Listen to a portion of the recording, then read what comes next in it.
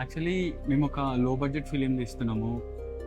మీ cafe ఒక 3 or 4 hours ఫ్రీగా ఇస్తే it will be more helpful to us. See ma'am, ఇప్పుడైతే మేము అంత బడ్జెట్ ఇచ్చుకోలేము.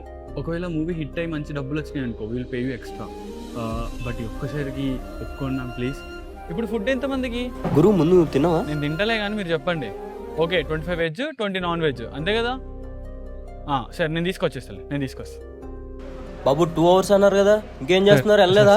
సారీ సార్ ఒక్క 1 hour సార్ అయిపోతుంది.